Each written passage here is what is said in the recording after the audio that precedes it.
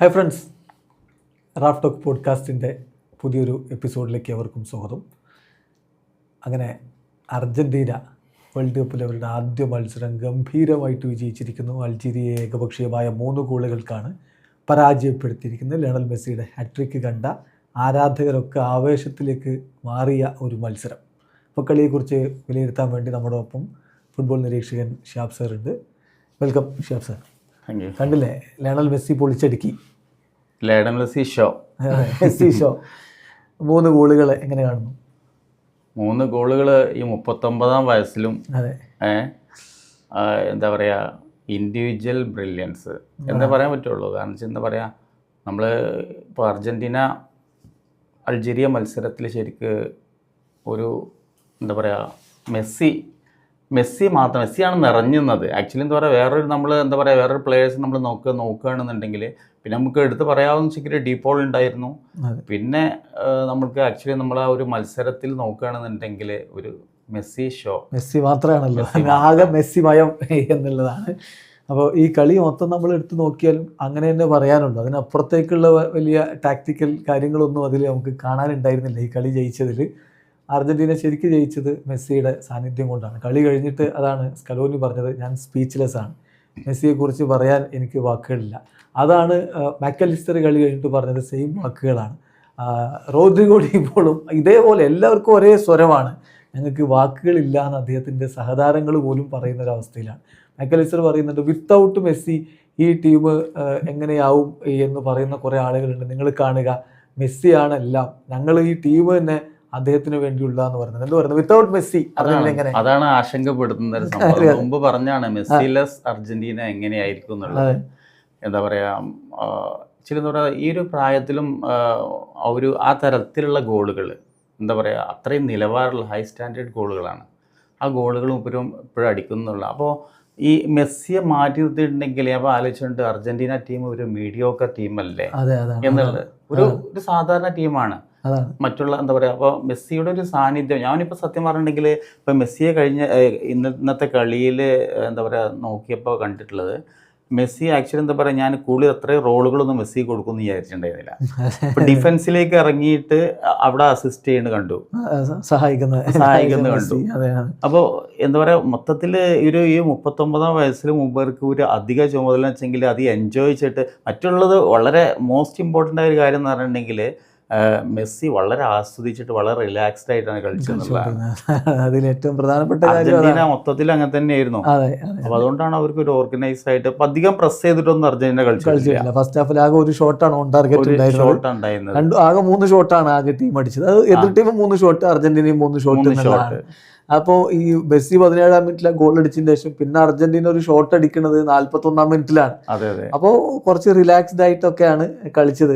ആദ്യ പകുതി കുറച്ച് ടഫാണ് എന്നാണ് മെസ്സിയും വിലയിരുത്തിയത്, സ്കലോനിയും വിലയിരുത്തിയത്.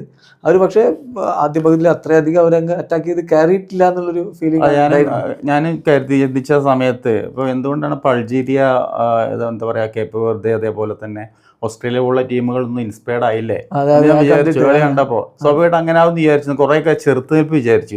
പക്ഷെ അങ്ങനെയുള്ള ഒരു ചെറുത്തുനിൽപ്പോ അതേപോലെ തന്നെ ഒരുപാട് സ്പേസ് ഉണ്ടായിരുന്നു അർജന്റീനക്ക് കളിക്കാൻ അങ്ങനെ കൊടുക്കുന്നു വിചാരിച്ചില്ല. എസ്പെഷ്യലി മെസ്സിക്കൊക്കെ ഒരു പഴുത് കൊടുക്കുക എന്ന് പറഞ്ഞിട്ടുണ്ടെങ്കിൽ മെസ്സിയുടെ ആ ഗോള് വന്ന രണ്ടിലും ആവശ്യത്തിന് സ്പേസ് അവിടെ ഉണ്ടായിരുന്നു, ഫീൽ ഉണ്ടായിരുന്നു, പ്രത്യേകിച്ച് 3ാമത്തെ ഗോളിനൊക്കെ. പക്ഷേ മെസ്സിയുടെ ആ ഒരു ബ്രില്യൻസ് എനിക്ക് തോന്നുന്നില്ല വേറൊരു പ്ലെയർ ആണെങ്കിൽ ഒരു പക്ഷേ അത് അങ്ങനെ ഒരു ഗോളാക്കാൻ പറ്റും എന്നുള്ളത് അതും പറയാൻ കഴിയില്ല. അതാണ് മെസ്സിയുടെ ഒരു ബ്രില്യൻസ് തന്നെയാണ് ത്രൂ ഔട്ട് ദി മാച്ച് നമ്മൾ കണ്ടത്. പക്ഷേ ഈ കളിയിൽ ഇപ്പോൾ നമ്മൾ ഇന്നലെ രാത്രി റാഫ് ടോക്കിൽ നിങ്ങളുടെ മുന്നിലേക്ക് ലൈവിലും അതുപോലെ അതിന് ശേഷവും നമ്മളിട്ട അർജന്റീനയുടെ ലൈനപ്പ് ഉണ്ടല്ലോ, എക്സാക്ട്ലി ആ ലൈനപ്പും വെച്ചാണ് അർജന്റീന ഇറങ്ങിയത്.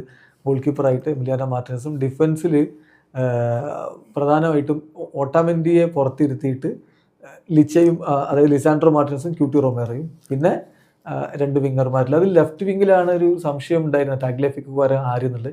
മെദീന നന്നായിട്ട് കളിച്ചു എന്നൊരു ഫീലിംഗ് ആണ് അല്ലേ. അതേസമയം വലത് പാർശ്വത്തിലാണ് പിന്നെയും ഒരല്പം ഇത് വന്നത്. പക്ഷേ സബ്സ്റ്റിറ്റ്യൂട്ടായിട്ട് സെക്കൻഡ് ഹാഫിൽ മാറ്റങ്ങൾ വരുത്തിയപ്പോൾ മോളിനെ വന്നതോടുകൂടി ഒന്നുകൂടി ഓക്കെ ആയി എന്നുള്ളൊരു ഫീലിംഗ് ആണ് ഉണ്ടായിട്ടുള്ളത്. പിന്നെ മിഡ്ഫീൽഡ് മെക്കലിസ്റ്ററും അതുപോലെ എൻസോ ഫെർണാണ്ടസും അതുപോലെ തന്നെ നമ്മുടെ ആരായിരുന്നു 3 പേര് ഞാൻ ഡീപോൾ പേര് മറന്നു പോകുന്ന പെട്ടെന്ന്. മെക്കലിസ്റ്ററും എൻസോ ഫെർണാണ്ടസും റോദ്രിഗോ ഡീപോളും. അതിൽ ഡീപോളിന്റെ പാസ് അതെ വളരെ മികച്ച രൂപത്തിലായിരുന്നു. മെക്കലിസ്റ്റർ ഇന്ന് അത്ര ഒരു മികവ് കാണിച്ചോ സംശയമുണ്ട്. പക്ഷെ രണ്ടാമത്തെ ഗോളിന് അദ്ദേഹത്തിന്റെ ഷോട്ടിന്റെ റീബൗണ്ടാണ് വന്നത്. എൻസോ ഫെർണാണ്ടസ് നന്നായി കളിക്കുകയും ചെയ്തിട്ടുണ്ട്. അപ്പം ഈ 3 ഗോളുകൾ നമ്മൾ എടുക്കുമ്പോൾ നമ്മൾ പറഞ്ഞല്ലോ കംപ്ലീറ്റ്ലി മെസ്സിയുടെ ബ്രില്യൻസ് കൊണ്ട് തന്നെ വന്നാണ്. എന്നാലും ഫസ്റ്റ് ഗോളിന് ഡീപോൾ കൊടുത്ത പാസ് എന്ത് പറയുന്നു? അത് ആ ഒരു കറക്റ്റ് പൊസിഷനിങ്. ഇപ്പോൾ എന്താ പറയുക, ആ ത്രൂ ബോൾ കൊടുക്കാനുള്ള ഒന്നാമത് ഞാൻ പറഞ്ഞിട്ടുണ്ടായിരുന്നു, ഇപ്പോൾ അൾജീരിയം എന്താ പറയുക ഒരു സ്പേസ് ഉണ്ടായിരുന്നു എന്നുള്ളതാണ്. അപ്പോൾ അതേപോലത്തെ ഡീപോളിൻ്റെ ആ ഒരു പൊസിഷനിങ് ആ മിഡിലായിട്ട് എന്നുള്ള കറക്റ്റ് മിഡിൽ, അതിലൂടെ നമ്മൾ ആക്ച്വലി എന്താ പറയുക കറക്റ്റ് ത്രൂ ബോൾ കൊടുത്തു. അത് മെസ്സി എടുത്തു, അത് കൃത്യമായിട്ട് ഓടി കയറി മെസ്സി അത് ഗോളാക്കി മാറ്റി. അത് ആ ഒരു മെസ്സി ആ ബോൾ എടുത്തു, ത്രൂ ബോൾ കിട്ടിയത് അത് പെർഫെക്റ്റ് ആയിരുന്നു. അതേപോലെ തന്നെ മെസ്സിയുടെ ആ ഒരു ഇൻഡിവിജ്വൽ ബ്രില്യൻസ് രണ്ടും കൂടി ചേർന്നപ്പോൾ അത് കിടിലൻ ഗോളായിട്ട് മാറി. അതെ അതെ അതെ. പിന്നെ ആദ്യ പകുതിക്ക് ശേഷം രണ്ടാം പകുതിയിൽ രണ്ടാമത്തെ ഗോള് ശരിക്കും ലൂക്കാസ് സിദാന്റെ മിസ്റ്റേക്ക് ആണോ? രണ്ടാമത്തെ ഗോള് നമ്മൾ റീബൗണ്ടിൽ നിന്ന് വന്ന ഗോളല്ലേ? റീബൗണ്ടിൽ നിന്ന് വന്ന ഗോള് മിസ്റ്റേക്ക് എന്നതിലേക്ക് ഉപരി ചന്ദ്ര ഗോളിക്ക് അതൊരു പവർഫുൾ ഷോട്ട് ചെയ്യുന്നല്ലോ, ഷോട്ട് പവർഫുൾ ആയിരുന്നു. അതേപോലെ തന്നെ ഗോളിക്ക് അത് കൈപ്പിടിയിൽ എടുക്കാൻ പറ്റിയില്ല എന്നുള്ളതാണ്. മെസ്സി ആ ടൈമിൽ കറക്റ്റ് ആന്റിസിപ്പേറ്റ് ചെയ്തു, ആ പൊസിഷനിങ് കറക്റ്റ് ആയി, ഓഫ് സൈഡ് ഒന്നും ആവാതെ അവിടെ എത്തി എന്നുള്ളതാണ്. അത് വേണമെങ്കിൽ അദ്ദേഹത്തിന് പുറത്തേക്ക് തട്ടിക്കളി അതൊന്നും പറ്റിയില്ല. അത് പവർഫുൾ ഷോട്ടായിരുന്നു. വലിയൊരു കുറ്റം നമുക്ക് അതിന്റെ പേരിൽ ലൂക്കാസ് സിദാന്റെ മേലെ ചാർത്താനില്ല. പിന്നെ മൂന്നാമത്തെ ഗോളൊക്കെ എന്ന് പറഞ്ഞാൽ പിന്നെ ഒന്നും ലൂക്കാസ് സിദാന് ചെയ്യാനില്ല. സിദാൻ അവിടെ കളി കാണാനുണ്ടായിരുന്നു. അദ്ദേഹത്തിന്റെ പിതാവ് സിനേഡിൻ സിദാൻ കളി കാണാനുണ്ടായിരുന്നു. സിനേഡിൻ സിദാൻ ഇപ്പൊ മകന്റെ പെർഫോമൻസിൽ അഭിമാനം തോന്നാവുന്ന ഒരു പെർഫോമൻസ് ഉണ്ടോ? ഒരു വേള സിദാനെ കാണിച്ചിരുന്നെങ്കിൽ ഹാപ്പി ആയിരുന്നില്ല. സമയത്ത് നമുക്ക് കാണാം, മുഖഭാവം കണ്ടിട്ടുണ്ടെങ്കിൽ മനസ്സിലാവും. അപ്പൊ ഒരു പക്ഷെ എന്തായാലും ഇപ്പൊ മെസ്സിയെ എന്താണെന്നറിയാം, മെസ്സിയുടെ കളി അറിയാം. ഒരു പക്ഷെ അത് കാണാനല്ല പ്രധാനമായിട്ട് വന്നിട്ടുള്ളത്. പ്രധാനമായിട്ട് ഫ്രാൻസിന്റെ കളി കൂടി കാണാൻ സിദാൻ വന്നിട്ടില്ല. അപ്പോ കളി കാണാൻ തന്നെയാണ് തീർച്ചയായിട്ടും ഉണ്ടാവും മകന്റെ പെർഫോമൻസ് എങ്ങനെയാണെന്നുള്ളത്. അതാണ്. പക്ഷേ ഇതിനു മുമ്പൊക്കെ ഉള്ള കളികളിൽ നല്ല പെർഫോമൻസ് കാഴ്ചവെച്ചാണ്. ഇന്നിപ്പോൾ വേൾഡ് കപ്പിലെ ഫസ്റ്റ് മാച്ചിൽ അത് അദ്ദേഹത്തിൻ്റെ മാത്രം പ്രശ്നങ്ങൾ കൊണ്ട് കയറിയ ഗോളുകൾ എന്ന് പറയാനുമില്ല. പിന്നെ ലൂക്കാസ് സിദാൻ കുറച്ച് മുന്നോട്ടൊക്കെ വന്നിട്ട് ബോൾ സപ്ലൈ ചെയ്യുന്ന ഡിസ്ട്രിബ്യൂഷനിലൊക്കെ കൃത്യമായിട്ട് ഇടപെടുന്ന ഒരു കാഴ്ചയെ നമ്മൾ കണ്ടു. അൾജീരിയ ടീം ഒരു ആംബിവാലന്റ് ആയിരുന്നു. അതായത് അറ്റാക്ക് ചെയ്യണോ ഡിഫെൻസ് ചെയ്യണോ, ഡിഫെൻസിൽ നിൽക്കണോ എന്നുള്ള ഇതിനെ കുറിച്ച് കൺഫ്യൂസ്ഡ് ആയിരുന്നു. അതാണ്. അപ്പൊ ആ രീതിയിൽ കൺഫ്യൂഷൻ മൊത്തത്തില് ടീമിൽ വെച്ചെങ്കിൽ അങ്ങനെ സ്പേസും അതേപോലെ എന്താ പറയാ വേണ്ട രീതി നല്ല രീതിയിൽ ക്ലിയർ ചെയ്യാൻ ടാക്ലിങ് ഒന്നും നടന്നില്ല. അതുപോലെ ഒരു കോമ്പാക്ട് ആയിരുന്നില്ല, ഒരു സ്ട്രക്ചർ കറക്റ്റ് ആയിരുന്നില്ല. എസ്പെഷ്യലി ഫസ്റ്റ് ഹാഫിലൊക്കെ അവർക്ക് വേണമെങ്കിൽ ഒന്നും കൂടി പ്രസ് ചെയ്യുകയാണെങ്കിൽ എന്തെങ്കിലുമൊക്കെ സംഭവിക്കാമായിരുന്നു. ഇപ്പോൾ ഇബ്രാഹിം മസയെ പോലുള്ളൊരു അറ്റാക്കിംഗ് മിഡ്ഫീൽഡർ അവിടെ ഉണ്ട്. ബയർ ലെവർക്യൂസന്റെ നല്ല ടാലന്റഡ് ആയിട്ടുള്ള ഒരു അറ്റാക്കിംഗ് മിഡ്ഫീൽഡർ ഉണ്ട്. പക്ഷെ അദ്ദേഹത്തെ ഒന്നും വേണ്ട വിധത്തിൽ അവർ ഉപയോഗിച്ച് കണ്ടതുമില്ല. പിന്നെ റിയാദ് മെഹ്റസിനെ പോലുള്ളവരെ സബ്സ്റ്റിറ്റ്യൂട്ട് ആക്കി. അതെന്തിനായിരുന്നു എന്നുള്ളതാണ്. അത് ഒരു പക്ഷെ പ്രായമാണോ അങ്ങനെ പരിഗണിക്കാനുള്ള? തീർച്ചയായിട്ടും ചിങ്കിൾ എന്താ പറയാ പ്രായം തന്നെ ആയിരിക്കും. പിന്നെ മറ്റൊന്ന് അതേപോലെ അർജന്റീനയുടെ കേസിൽ ഇതേപോലെ തന്നെ എന്താ പറയുക ഡിഫൻസിൽ ചില പ്രശ്നങ്ങളൊക്കെ കാണുന്നുണ്ട്. അത് എങ്ങനെയാണ് അടുത്ത കളികളിൽ എങ്ങനെയാണ് അതേപോലെ നോക്കൗട്ടിലേക്ക് പോകുമ്പോഴൊക്കെ പ്രശ്നമാണ്. കാരണം അൾജീരിയ പോലുള്ള ഒരു ടീം എന്താ പറയുക അവർ സത്യം പറഞ്ഞ കളിയിലുടനീളം അത്രമാത്രം വലിയ രീതിയിലുള്ള ഒരു ആക്രമണം നടത്തിയിട്ടില്ല. അപ്പോൾ അങ്ങനെയുള്ള ടീമിനെ പോലെ അതുപോലെ ഇങ്ങനെയുള്ള പഴുതുകളൊക്കെ കൊടുക്കുന്നുണ്ട് കണ്ടു ചില ഭാഗങ്ങളിൽ. എസ്പെഷ്യലി ഇപ്പൊ ക്യൂട്ടി റൊമേറോ ഒന്നും അത്ര ഒരു മികവിലേക്ക് പോയില്ല. ആള് പരിക്കൊക്കെ മാറി ഇങ്ങനെ വരുന്നേ ഉള്ളൂ. അതിന്റെ ഒരു ഇഷ്യൂ ആയിരിക്കും, വരും മാച്ചുകളിൽ ഒന്നുകൂടി നന്നാവും. പക്ഷെ ലിസാൻഡ്രോ മാർട്ടിനസ് നന്നായിട്ട് തന്നെ ചെയ്തിട്ടുണ്ട്, കാര്യങ്ങൾ ചെയ്തിട്ടുണ്ട്. ഇപ്പം ശരിക്കും പറഞ്ഞാൽ രണ്ടാം പകുതിയിൽ ആ സബ്സ്റ്റിറ്റ്യൂഷനുകളാണ് അർജന്റീനയെ ഒന്ന് ഉണർത്തിയത് നമ്മൾ പറയുന്നത്. അതാണ്. അപ്പോൾ ഇതാണ് കളിയെക്കുറിച്ച് നമുക്ക് പ്രത്യേകിച്ച് അതൊന്നും പറയാനില്ല. കാരണം മെസ്സിയാണ് ആകെ മെസ്സി മയം എന്ന രൂപത്തിൽ മെസ്സിയെ കുറിച്ച് വിലയിരുത്താനേ ഉള്ളൂ. പിന്നെ നമ്മൾ വിലയിരുത്തി അവിടെ എത്തുമില്ല എന്നുള്ളതാണ് മെസ്സിന്റെ ഒരു പ്രത്യേകത. അത് എത്രയോ തവണ പറയപ്പെട്ടിട്ടുള്ളതാണ്, എത്രയോ എഴുതപ്പെട്ടിട്ടുള്ളതാണ് മെസ്സിയുടെ. അപ്പൊ ഇനി ഇപ്പൊ ചോദിക്കാനുള്ളത് പ്രധാനമായിട്ടും മെസ്സി ഇന്ന് കൊണ്ടുപോയ കുറെ റെക്കോർഡുകളുണ്ട്. അതിലൊന്ന് ക്ലോസിന്റെ റെക്കോർഡിനൊപ്പം എത്തി, മിറോസ്ലാവ് ക്ലോസിന്റെ റെക്കോർഡിനൊപ്പം എത്തി. നമ്മൾ ഇന്നലെ പോഡ്കാസ്റ്റിൽ സംസാരിക്കുമ്പോഴേ 4 ഗോളുകൾ വേണം മെസ്സിക്ക് ക്ലോസെ മറികടന്ന് ഒന്നാമതെത്താൻ. അത് കുറച്ച് ബുദ്ധിമുട്ടായിരിക്കും ഈ വേൾഡ് കപ്പിൽ എന്ന് പറഞ്ഞു. പക്ഷെ ഫസ്റ്റ് മാച്ചിൽ 3 ഗോളുകളാണ്. നമ്മൾ പറഞ്ഞത് മെസ്സിക്ക് ഇപ്രാവശ്യം ഗോൾ അടിക്കണം എന്നുണ്ടെങ്കിൽ ഗ്രൂപ്പ് സ്റ്റേജിലെ മത്സരങ്ങളിലാണ് നോക്കൌട്ടിലേക്ക് അങ്ങോട്ട് പോകുന്നിടത്തോളം ഒരുപാട് ബുദ്ധിമുട്ടുകൾ ഉണ്ടാവും. പ്രായം ഒരു ഘടകമാണ്. പിന്നെ മറ്റുള്ളവർ എങ്ങനെയാ വെച്ചെങ്കിൽ കൂടുതൽ സ്ട്രോങ് ആയിട്ടുള്ള ടീമുകൾ എങ്ങനെയാണോ പിന്നെ മെസ്സിയെ മാർക്ക് ചെയ്യുന്നത് മുന്നോട്ട് അപ്പൊ പോകും. സ്വാഭാവികമായിട്ട് എന്താ പറയാ, ഈ ഫസ്റ്റ് മത്സരത്തിൽ സുപ്പീരിയർ കോൺഫിഡൻസോട് കൂടിയിട്ടാണ് അർജന്റീനയും മെസ്സിയും പോവുക. അത്രമാത്രം റിലാക്സ്ഡ് ആയിരിക്കും എന്നുള്ളതാണ് അടുത്ത കളിയിലേക്ക് പോകുമ്പോൾ ആ രീതിയിൽ കളിക്കുക ചെയ്യുന്നത്, കോൺഫിഡൻസോട് കളിക്കുക എന്നുള്ളതാണ്. അതാണ്. അപ്പോൾ അദ്ദേഹം ആ 3 ഗോൾ ഓൾറെഡി അടിച്ചു. 16 ഗോളുകളായി. ഇപ്പോൾ റൊണാൾഡോ 15 ഗോള്, അപ്പോൾ 16 ഗോളിലായി. ക്ലോസക്കൊപ്പം 16 ഗോളുകളായി. ഇനി ഇപ്പം എംബാപ്പയ്ക്ക് 14 ഗോളുണ്ട്. ഇവർ തമ്മിലുള്ള ഒരു റേസ് ഈ വേൾഡ് കപ്പിൽ ഉണ്ടാവും തോന്നുന്നുണ്ടോ? എനിക്ക് തോന്നിയത് വേൾഡ് കപ്പില് ഇപ്പൊ നിലവിൽ റീസെന്റ് ആയിട്ട് ഒരു ടൈമില് യൂറോപ്പില് എന്താ പറയാ മത്സരം റൈവൽറി എന്ന് പറഞ്ഞെങ്കിൽ between Ronaldo, Cristiano Ronaldo, Messi. പക്ഷെ ലോകകപ്പിലേക്ക് വരുമ്പോൾ റീസെന്റ് ഉള്ള ഒരു കോമ്പറ്റീഷൻ എന്ന് പറഞ്ഞിട്ടുണ്ടെങ്കിൽ റൈവൽറി എംബാപ്പയും മെസ്സിയും തമ്മിലാണ് ലോകകപ്പില്. അത് എംബാപ്പ ആണെങ്കിൽ വളരെ വേഗം 14ലേക്ക് എത്തിയിട്ടുണ്ട്. 6ാമത്തെ വേൾഡ് കപ്പിലാണ്. പക്ഷെ എനിക്ക് തോന്നുന്നു ഇനി വരുന്ന ജനറേഷൻ ഇതേപോലെ തന്നെ നമ്മൾ ഇതേപോലെ തന്നെ വേഗം ഇങ്ങനെയുള്ള റെക്കോർഡുകളും സംഭവങ്ങളൊക്കെ അപ്പൊ ഓൾറെഡി 27 വയസ്സായപ്പോഴേക്ക് തന്നെ എന്താ പറയാ ഓൾറെഡി വേൾഡ് കപ്പും ഉണ്ട്, 14 ഗോളുകളുമായി ഉണ്ട്, വേൾഡ് കപ്പ് ഫൈനൽ ഹാട്രിക്കും ഉണ്ട്, എല്ലാം ഉണ്ട്. ഇപ്പൊ മെസ്സിന്റെ ഫസ്റ്റ് ഹാട്രിക് ആണിത്. അപ്പൊ 33 വയസ്സിൽ ക്രിസ്ത്യാനോ 2018 വേൾഡ് കപ്പിൽ എടുത്ത ആ ഒരു ഹാട്രിക് ഉണ്ടല്ലോ, സ്പെയിനെതിരെ ഫ്രീ കിക്ക്, അതായിരുന്നു ഇതുവരെ ലോകകപ്പിലെ ഏറ്റവും പ്രായം കൂടിയ ഹാട്രിക്. അതിപ്പോ ലയണൽ മെസ്സി തിരുത്തി 39 വയസ്സായ ഇനിയാകെ 3-4 വയസ്സേ ഉള്ളൂ. അപ്പോൾ അദ്ദേഹം തിരുത്തി സ്വന്തം പേരിലാക്കിയിട്ടുണ്ട്. ഇപ്പോൾ ക്രിസ്ത്യാനോ ഫസ്റ്റ് കളി കളിക്കാൻ എന്ന് ഇറങ്ങുകയാണ് ഈ വേൾഡ് കപ്പിൽ. ഒരു ചലഞ്ച് വെച്ച് കൊടുത്തോ, അതായത് പറ്റുമെങ്കിൽ അന്ന് തിരുത്തി കാണിക്കുക, ഇന്ന് അടിച്ചാൽ തിരുത്തി വീണ്ടും ക്രിസ്ത്യാനോയുടെ പേരിലാവും. എന്താ പറയുക, ഹൈലി കോമ്പറ്റീറ്റീവ് ആയിട്ടുള്ള ആളാണ് ക്രിസ്ത്യാനോ. എതിരാളികൾ ചലഞ്ചുകൾ അഡ്വഞ്ചറസ് ആയിട്ടുള്ള ആളാണ്, അത്ലറ്റിക് ആണ്. പക്ഷേ ഇപ്പോഴത്തെ ക്രിസ്ത്യാനോ റൊണാൾഡോയെ നമ്മുടെ ആക്ച്വലി എന്ന് പറയുന്നത് അത് മാത്രമല്ല, അവരുടെ പോർച്ചുഗൽ എന്ന് പറഞ്ഞ നിലവിലുള്ള സ്ക്വാഡിനോട് പരിഗണിക്കുമ്പോൾ അപ്പോൾ നമ്മൾ പറഞ്ഞ സംഭവമാണ്, അതായത് ബ്രില്യൻ ഇപ്പം നിലവിലുള്ളതിൽ ഏറ്റവും ബാലൻസ്ഡ് ആയിട്ടുള്ള സ്ക്വാഡാണ് പോർച്ചുഗലിന്റെ. ഡിഫൻസ് നമ്മളിവിടെ ഡിഗോ കോസ്റ്റ മുതൽ അങ്ങോട്ട് 4 ലൈനിൽ ആക്ച്വലി എന്താ പറയാ വരെയുള്ളത് മൊത്തത്തിൽ നോക്കുകയാണെന്നുണ്ടെങ്കിൽ അത്രയും ബാലൻസ്ഡ് ആയിട്ടുള്ള ഒരു സ്ക്വാഡാണ്. അപ്പം ഇതിനിടയ്ക്ക് എങ്ങനെ സിങ്ക് ആവും ക്രിസ്ത്യാനോ റൊണാൾഡോ എന്നുള്ളതാണ് ഇപ്പോൾ ഞാനൊക്കെ നോക്കുന്നത്. ആക്ച്വലി എന്താ പറയാ, ഇപ്പോൾ ആ വേഗതക്കൊപ്പം ക്രിസ്ത്യാനോയുടെ ഒരു വിഷയം നമ്മൾ പറഞ്ഞിട്ടുണ്ട്. എന്താ വെച്ചെങ്കിൽ അവരുടെ വേഗതക്കൊപ്പം പോകുമ്പോൾ ആ വേഗതക്കൊപ്പം ഞാൻ പറഞ്ഞു വളരെ കോമ്പറ്റീറ്റീവ് ആണ്. അപ്പോൾ ആ വേഗതക്കൊപ്പം ശ്രമിക്കുമ്പോൾ ഒന്ന് നഷ്ടാവും സംഭവം അക്യുറസി, അതേപോലെ തന്നെ പവർ. ഈ രണ്ടും ആക്ച്വലി എന്താ പറയുക നമ്മൾ നഷ്ടാകുന്നുണ്ട് എന്നുള്ളത് കാണുന്നുണ്ട്. ഈ ഫ്രണ്ട്ലി മത്സരങ്ങളിലൊക്കെ ഫ്രണ്ട്ലി ഒക്കെ ചെയ്യുന്നത്. അപ്പോൾ ഒക്കേഷണലി ഒക്കെ ചെയ്യാൻ പറ്റും, ഒരു പക്ഷേ ഇതേ രീതിയിലൊക്കെ ചെയ്യാൻ പറ്റും, കൺസിസ്റ്റന്റ് ആയിട്ട് ചെയ്യാൻ പറ്റും എന്നുള്ളത്. അതിന് വളരെ വെച്ചെങ്കിൽ ഏജ് അതേപോലെ തന്നെ ഹെൽത്ത് വളരെ പ്രധാനപ്പെട്ട ഒരു ഘടകമാണ്. അപ്പോൾ അതാണിപ്പോൾ ഒരു ക്രിസ്ത്യാനോയെ സംബന്ധിച്ചിടത്തോളം എങ്ങനെ. അത് മാത്രമല്ല 2018 ഹാട്രിക്കിന്റെ കാര്യം പറഞ്ഞു. ഇപ്പൊ ക്രിസ്ത്യാനോ എന്ന് പറഞ്ഞെങ്കിൽ ലോകകപ്പിൽ ഇതുവരെ 8 ഗോളുകൾ അടിച്ചിട്ടുണ്ട്. മൊത്തത്തിൽ ആകെ 8 ഗോളുകൾ. ഈ 8 ഗോളുകളിൽ 2018 ലോകകപ്പിൽ നേടിയിട്ടുള്ള റഷ്യ ലോകകപ്പ് 4 ഗോളുകൾ ഹാട്രിക് അടക്കം ഹാട്രിക് ഉള്ളത്. ബാക്കിയുള്ള 4 ലോകകപ്പിൽ ഓരോ ഗോളുകളും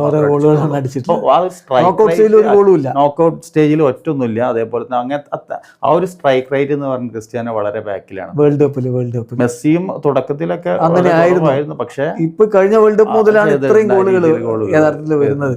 ഒരു വേൾഡ് കപ്പിൽ മെസ്സി ഗോളേ അടിക്കാത്ത വേൾഡ് കപ്പ് ഉണ്ട് എന്നുള്ളതാണ്. പക്ഷേ മെസ്സിയുടെ കേളിശാലി ഇതേപോലെ ക്രിസ്ത്യാനോയെ സംബന്ധിച്ചുള്ള ഞാൻ പറഞ്ഞ പോലെ തന്നെ മെസ്സി എന്ന് പറഞ്ഞ സ്റ്റിൽ അർജന്റീനയെ സംബന്ധിച്ചിടത്തോളം എല്ലാം ആണെന്നുള്ളതാണ്. മെസ്സിയെ ചുറ്റിപ്പറ്റിയിട്ടാണ് അർജന്റീന ടീമും സ്കലോണി പോലും എനിക്ക് തോന്നുന്നു ഇപ്പോഴും. ഇപ്പൊ ഇന്നത്തെ കളി കണ്ടപ്പോൾ മെസ്സിയുടെ പെർഫോമൻസ് കണ്ടപ്പോൾ ആക്ച്വലി എന്താ പറയാ, മെസ്സി എന്ന് വെച്ചെങ്കിൽ ഒരു പ്രായം എന്ന് പറഞ്ഞ സംഭവം തളർത്തിയിട്ടില്ല. എനിക്കൊരു സംശയം ഉണ്ടായിരുന്നു ഇന്നത്തെ കളിയിൽ ഇപ്പോൾ മെസ്സി എങ്ങനെയാവും പെർഫോം ചെയ്യുക ആക്ച്വലി എന്താ പറയുക എന്നുള്ള രീതിയിലാണ്.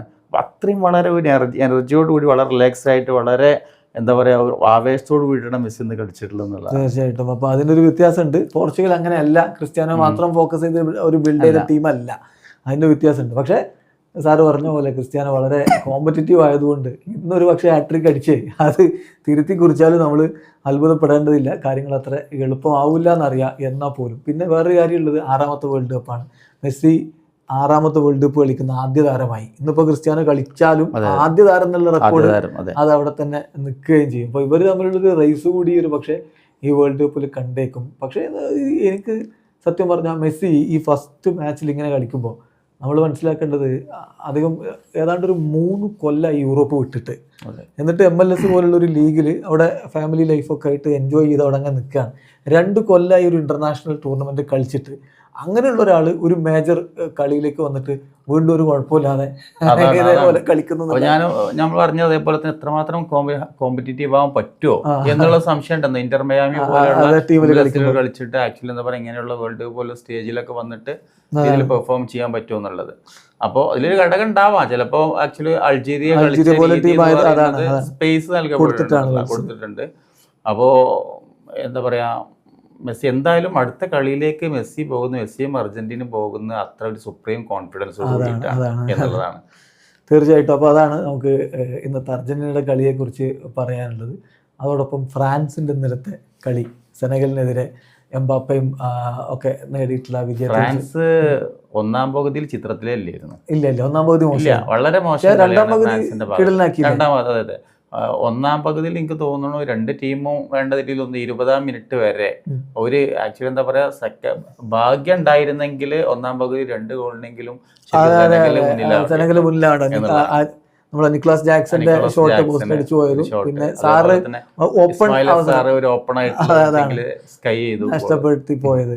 അത് അവർ ലീഡ് എടുത്തിരുന്നെങ്കിൽ ഒരു പക്ഷേ ബുദ്ധിമുട്ട് കളി ഫ്രാൻസിന് ബുദ്ധിമുട്ടാവുകയും, കാരണം അവർ തീർച്ചയായിട്ടും ചെയ്യുന്നുണ്ടായിരുന്നു. പിന്നെ ഒരു ഡിഫൻസിലേക്ക് വലിയും അങ്ങനെ ചെയ്യും. തീർച്ചയായിട്ടും. ബർക്കോളയുടെ ഗോള് എങ്ങനെ ഉണ്ടായിരുന്നു? വളരെ പെട്ടെന്നുള്ളൊരു അതൊരു ഇന്റലിജന്റ് ഗോളാണെന്ന് പറയാം. കാരണം വെച്ചെങ്കിൽ അതിന് മുമ്പ് ഒലീസയും അതേപോലെ തന്നെ എംബാപ്പയുടെ അടുത്തുനിന്ന് ആക്ച്വലി ഇതേപോലെ തന്നെ ഉള്ള ഗോളാണെങ്കിൽ നമ്മൾ മെൻഡിയെ പോലുള്ള ഗോൾ കീപ്പർ വെച്ചെങ്കിൽ ആ രീതിയിൽ ഒന്നുകൂടി ഇന്റലിജന്റ് ആയിട്ട് കൈകാര്യം ചെയ്യണം.